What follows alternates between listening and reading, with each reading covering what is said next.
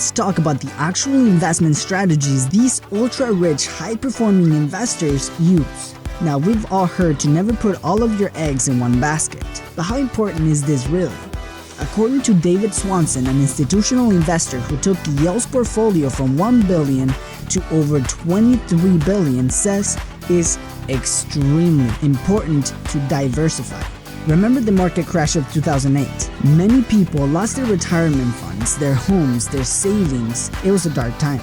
Not very much for Ray Dalio though. The founder of the largest hedge fund in the world lost only 3.9%. That is 3.9% of his gains, meaning on average, he still made money.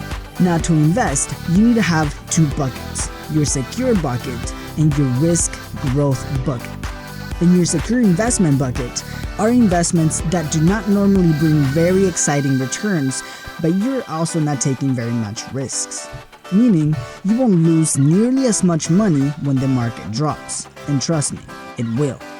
These investments are things like money markets, bonds, CDs, market-linked CDs which bring higher returns, your pension if you have one, low-interest annuities, be careful with this one, they might have lots of hidden fees, and the last one, security notes.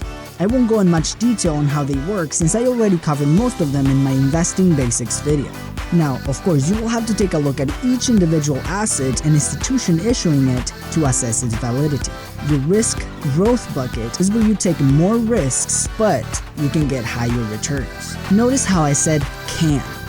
The higher risk is guaranteed, but the higher return isn't. The most common risk growth assets are equities, like stocks, ownership in companies, mutual fund indexes, or ETFs.